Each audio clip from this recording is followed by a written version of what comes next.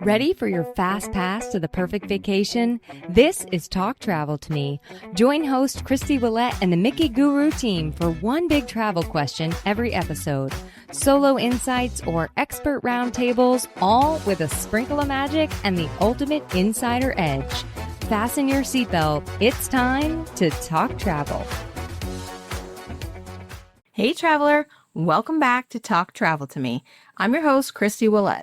And this week, I'm answering the question, why do so many people book the wrong cruise? And how to make sure you get it right. Let's talk about it.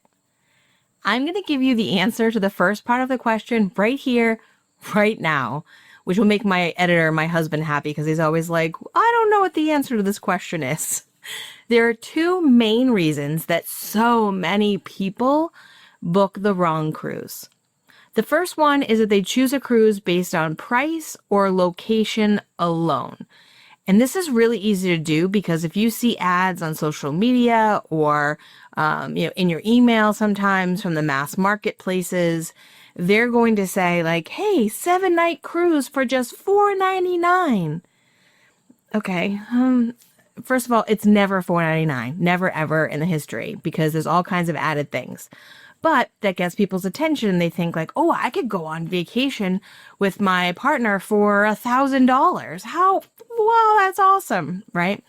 Like I said, it doesn't happen. But also the other thing is people will say, I live in New England, I live in New Hampshire, and a lot of people are like, oh, I want to cruise out of Boston. Well, yes, you don't have to worry about flights if you're cruising out of Boston, but Boston is only large enough to handle smaller ships, and they go to a limited number of itineraries, and it is not going to be the ideal experience, especially for a first-time cruiser. But lots of people will be like, oh, I don't want to fly, so I'm going to do it out of Boston. Or you could go cruising out of Portland, Maine sometimes as well. And again, old ships because it's a smaller port. And people will choose for that alone. And that's how a lot of people get stuck in the wrong cruise. I got to tell you about a sailing that I did. In fact, the only one out of my sailing career that I absolutely hated and never want to do again was a sailing from Boston. It was on the Norwegian Pearl, which is a old ship. 2006, it came out. It's small. And it was going from Boston to Bermuda. Now, one of the challenges in that area is the seas are naturally rough going from the Atlantic towards Bermuda and back. There's something about the science there. I'm not a scientist. I'm not going to try to tell you exactly why, but it's notoriously a rough area. But then we also had a nor'easter hit right as we were leaving Bermuda to come back to Boston. That made us stuck out in the harbor dealing with high winds and fog for a long, long time. But also the majority of the ship was closed throughout the voyage because it has most of the things that ship has to do are all located outside. So you weren't playing basketball in the middle of a nor'easter. You couldn't use the pools. They actually closed them all because the water was like so violently slapping in and out of the pools. I actually have videos, so I'm going to share it on our socials. And so you couldn't do any of the things. Forget the rock wall. There's no way. The ship actually felt like a toy ship in like a bathtub. And it was just bouncing around everywhere. I don't get motion sickness. I don't ever take motion sickness medicine, no matter what cruise ship I've been on, except for that one. So that just tells you it was rough. Now, inside they had a 4-lane bowling alley, but only 1 lane was actually working sometimes. There were plenty of bars, so if you were looking to indulge in that side of life, there was great opportunity for that. There were quite a few kind of quiet, hidden spots that you could relax with a book. So there was, there's some good things, some not so good things about it. But for me, for my match, never again. Never again. The only redeeming quality from that ship was actually the thermal spa, and that was gorgeous. But I digress. The other main reason that people book the wrong cruise is because they listen to the recommendations of someone who doesn't truly understand or care how they enjoy traveling. So this is like when you're sitting around, you're talking with coworkers or you're talking to friends, neighbors, maybe family members even, and they're telling you about their fabulous experience on the Carnival Vista. And you're listening to it and you're thinking, wow, they really enjoyed themselves. And you're like, okay, maybe I want to do that. And then you go and look and hey, look, it's $4.99. And so you fall into that trap. But what you didn't stop to consider is how does your neighbor or that person on social media like to vacation? Did they also enjoy the things that I want? For example, you might be somebody that really wants a culinary experience. You're a foodie. You enjoy like Michelin star restaurants and trying really exotic things. Guy's Burger and Fries is what people go on Carnival for, right? They love that. They also really love those sexy man parties, like the contests that they have at the pool, like stuff like that.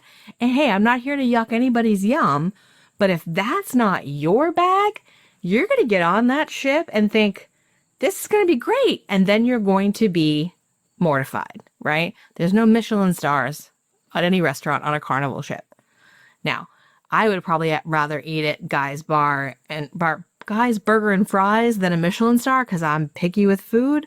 But that's where it comes into being such a personal thing. I had clients,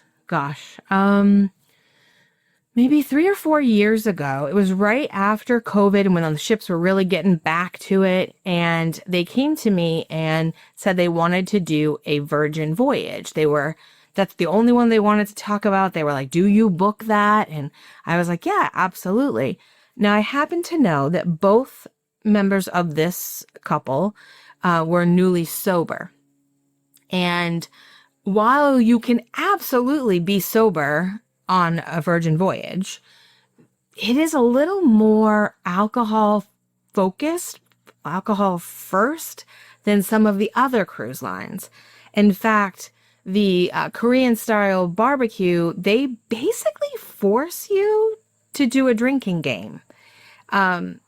And I'm not a big indulger in that. I don't have anything against it. I will on occasion, but I felt uncomfortable at that restaurant because just the pure fact that I felt like the server at the table was really pushing it, and I was really not there for that.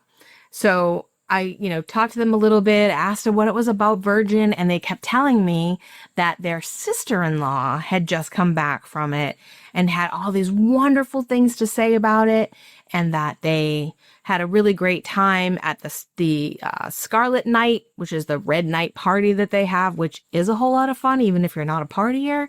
But they were telling me all these things, and none of it involved the alcohol. And I kept thinking, they've told me before that they're newly sober. I understand that that's been something they've divulged to me, and I need to figure out a way on how to say this. So I, heard them, asked a couple questions, and then I said, I need to give you a little bit of information, and then whatever you decide, I'm here for. But I just want to be sure that you understand the scene on Virgin. We shake for champagne with the phone and they bring it to you. They do have mocktails, but not nearly as much as most other cruise lines at this point. And then I explained the whole thing at Gun Bay, which is the Korean barbecue on board. And I was on a Zoom with them, and the husband first turned a little green. And I said, as someone that does drink occasionally, I felt a lot of pressure. So I just want to make sure that we are upfront about that.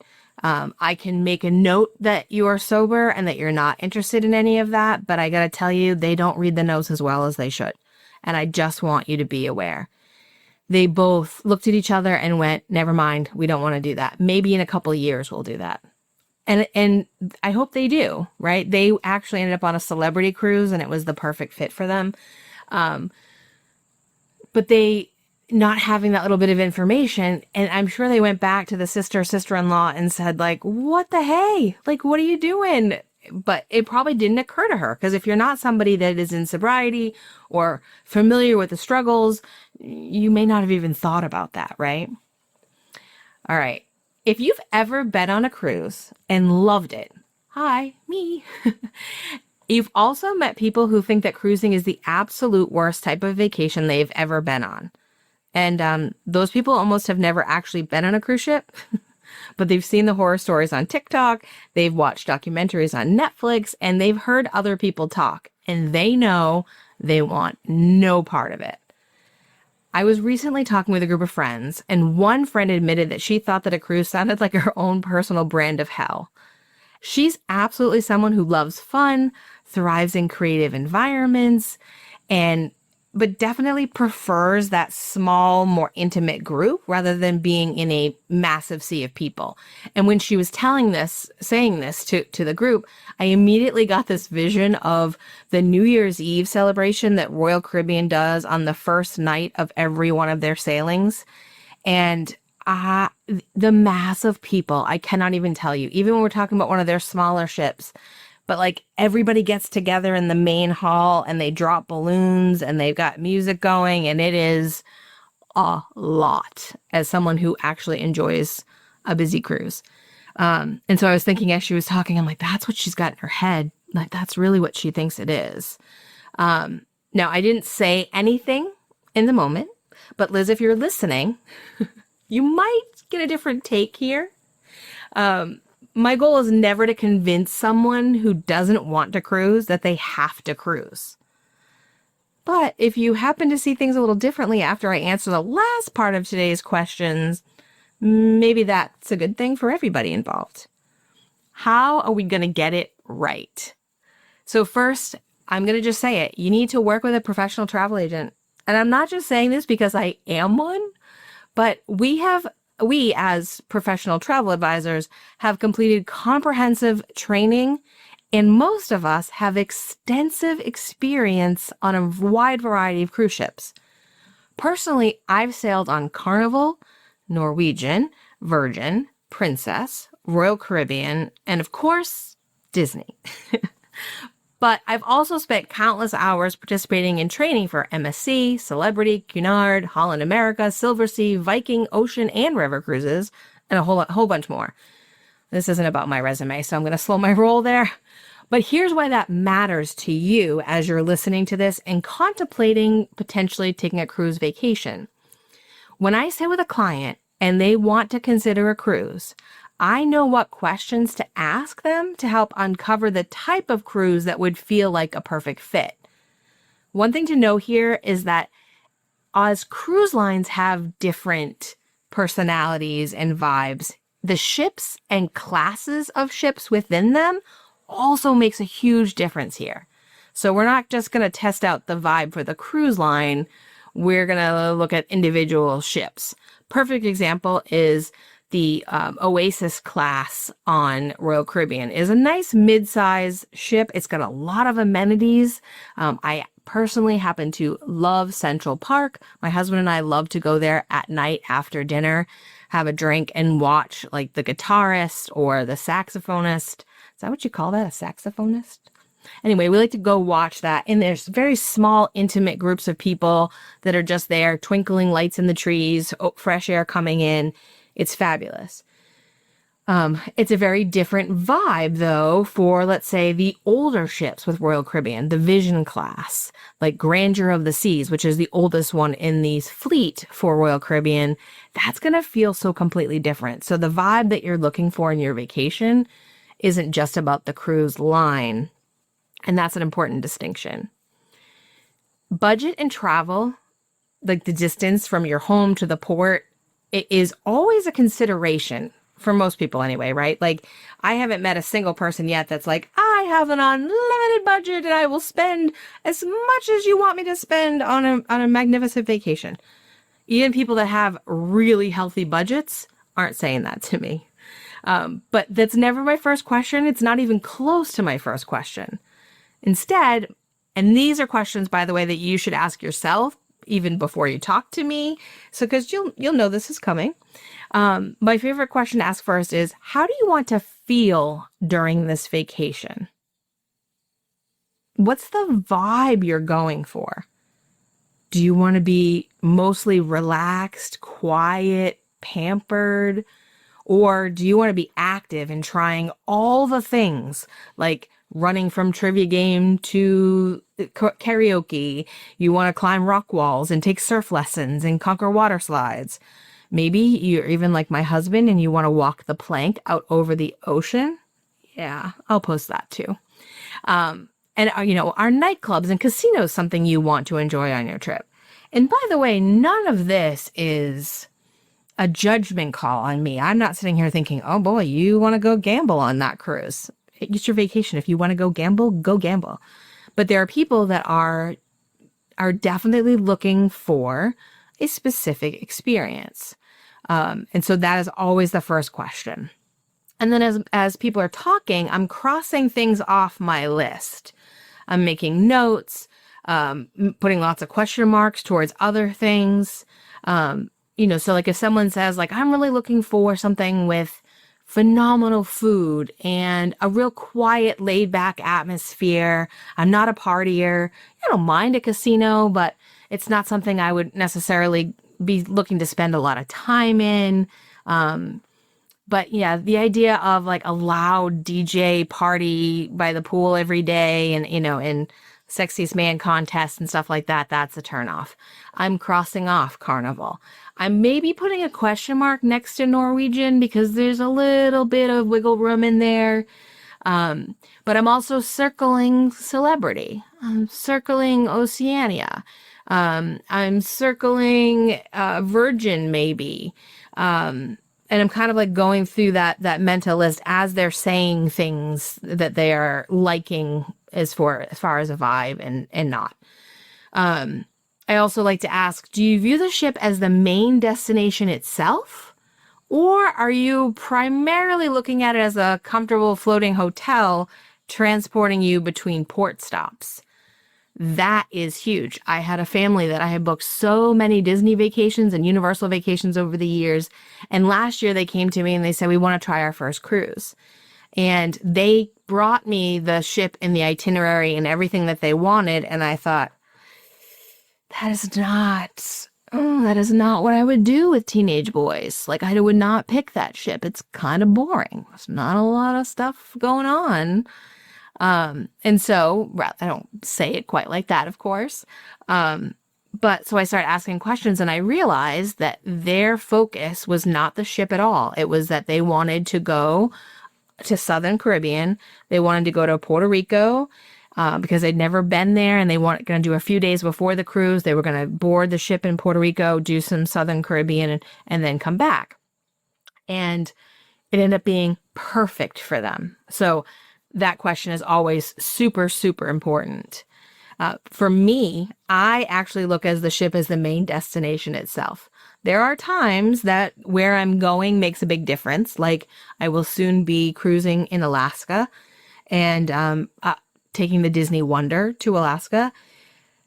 I chose that for the ship and for the port. I had actually done an Alaska cruise back in 2022 with Royal, and I loved Alaska. The ship that I was on was not a match. It was not a match. And guess what? I chose it based on the price, which sometimes we do, right? But if that's what we're doing it with an understanding that that's how we're doing it, right? Okay.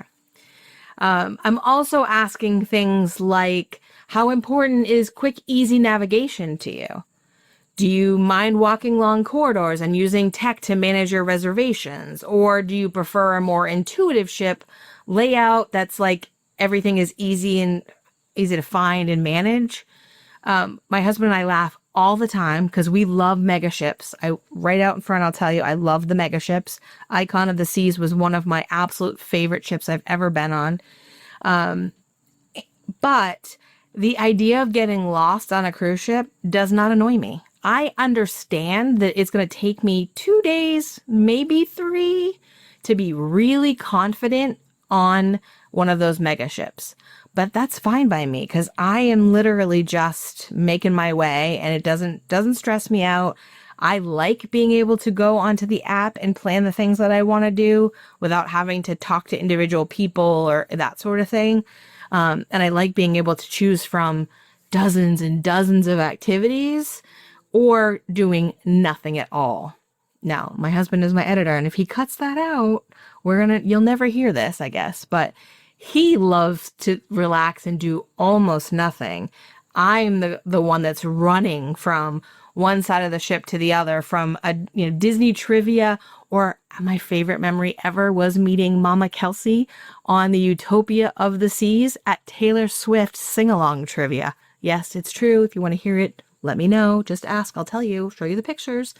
But everybody's vibe is a little bit different that way, right? So a big ship can stress you out. Maybe you want it to be a more compact, easy ship to get around. Virgin ships are great like that.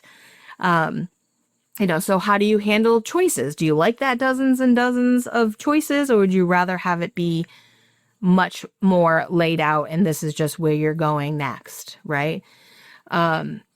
I also want to know what your ideal evening looks like. Are you looking for Broadway scale productions? The Wizard of Oz on Icon of the Seas. Oh my gosh. And the shows on the Disney cruise ships. Unbelievable. Absolutely out of this world stellar. If you want to watch high diving spectacles so that, watch people jump from really, really hot, not jump. They don't jump. They dive. In aqua shows on Royal Caribbean. Or would you prefer a slow multi-course dinner with live acoustic music and a nightcap out on deck? Is that more you're looking for? And then another major question that I always ask is, how do you prefer to dress on your vacation? Do you want total informality with flexible dress and drop-in dining and that sort of thing? Or do you like the idea of dressing up for traditional main dining room seatings? I know for my dad, he is not going to get a suit on or a tie. He does not care who you are. You could be the Queen of England, and he is not doing it.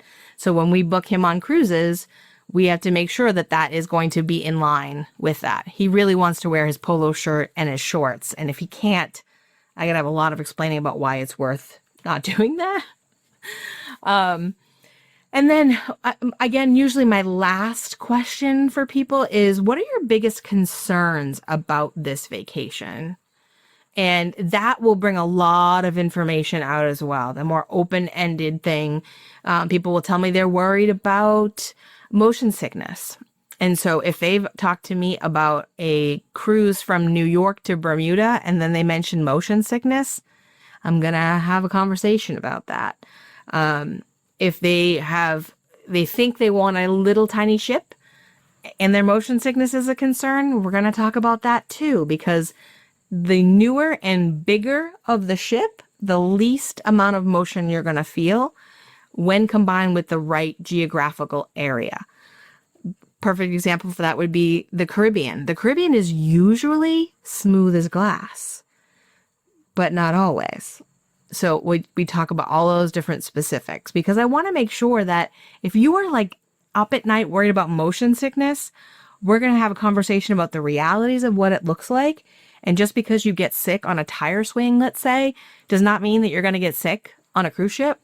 You could get sick on a whale watching boat, which a dear friend of ours had this happen. She was so green. I felt so bad for her. And then had no issues whatsoever on a Caribbean cruise and a Mediterranean cruise. She never felt anything. So one of these things is not like the other. It reminds me of that Sesame Street thing. But it's important to be able to have that conversation with somebody who knows and who will tell you the truth about that. And yes, that's me.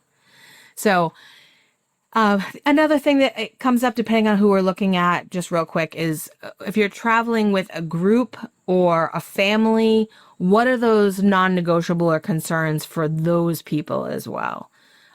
Those are kind of just the basic questions I'm asking to get a feeling from whittling you down from 35, 40 different possibilities for cruise lines and getting you into a reasonable bucket of things that could work really, really well for you.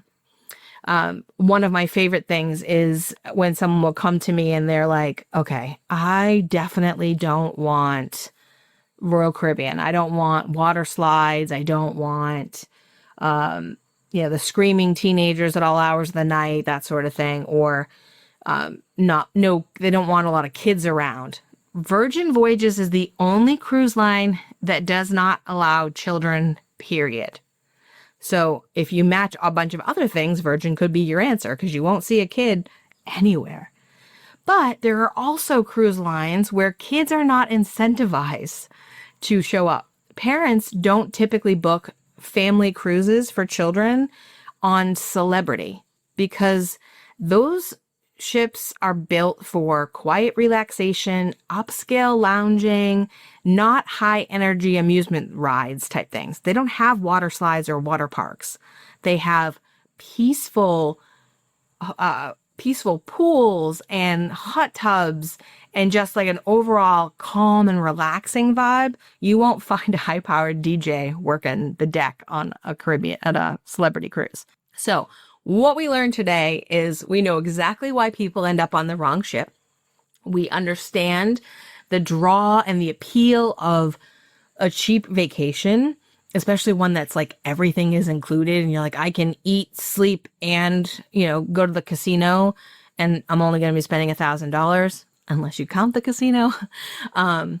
And then we also know that when you're talking to friends and family, they're talking about their experience. And unless they know you really well and care that you may not like the things that they like, they're not going to steer you in the right direction. And that's why working with someone like us, someone that is trained to do that, is going to be the answer to your prayers to make sure that you do not end up wasting money. Because, hey, let's be real. You could spend $1,000 and hate your vacation, or you could spend maybe $2,500 and love it. Before you go, I want to make sure you're subscribed so you don't miss next week's episode. We'll be talking Royal Caribbean's brand new ship, the largest at sea. It's called Legend of the Seas, and it is the third member of the fleet's Icon class. We're going to put the newest and largest ship afloat under the microscope so you can decide if it's your dream trip or a total sensory overload. So until next time, give yourself a break from the routine, stop settling for someone else's idea of a great getaway, and whenever you're ready to plan your next escape, come talk travel to me. Thanks for listening to Talk Travel to Me. We hope this episode cracked open inspiration for the treasures that await you at your next dream destination.